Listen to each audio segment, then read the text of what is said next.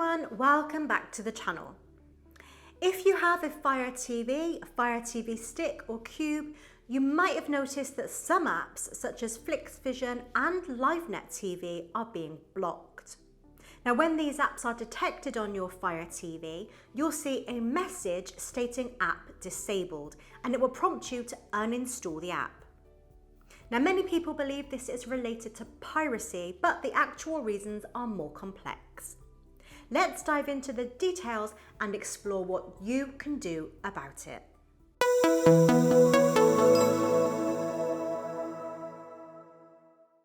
For years, Amazon has had the ability to disable apps on Fire TV remotely. They've primarily used this to prevent apps from bypassing the default home screen launcher, which is vital for their monetization strategy. But these apps that are being affected right now don't do that. So what's going on? While it's true that Amazon blocks piracy apps from its official app store, they've largely turned a blind eye to side-loaded piracy apps for over a decade. This makes it more likely that the real reason lies in something much more serious: security risks. The apps have been linked to resource monetizing services. Now, these services essentially pay app developers to use your device's CPU and network traffic. So imagine your Fire TV unknowingly acting as a residential proxy, potentially involved in cybercrime. This is a massive liability for Amazon.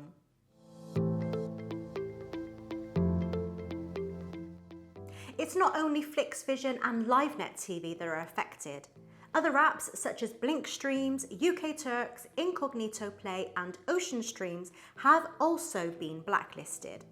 When these apps are detected on your Fire TV, you'll see a message indicating that they are potentially harmful apps that can put your device or personal data at risk.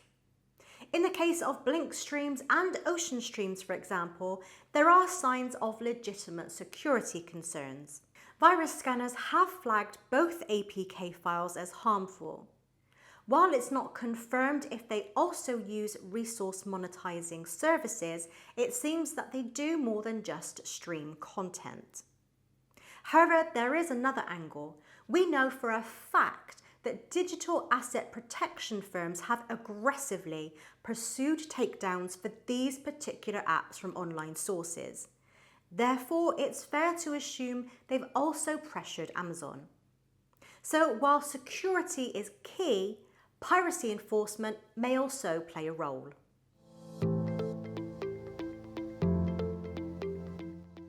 If you've encountered issues with apps being disabled, there is good news.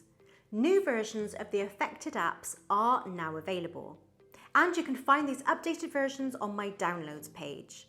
But if you have fallen out of love with your Fire Stick or Fire TV, these apps will still work perfectly fine on streaming devices that use Google TV, Android TV, and stock Android. This includes popular options like Walmart's On devices, like the On 4K Plus, the Google TV streamer, the Nvidia Shield, the MeCool devices, and various generic Android boxes. Now may be a good time to think about switching to another device. Be sure to check out my reviews of these products on my channel.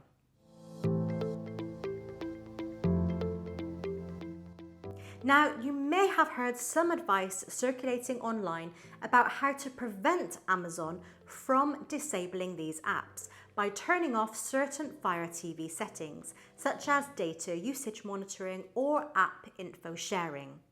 Now let me be absolutely clear, none of these settings will prevent Amazon from remotely disabling blacklisted apps.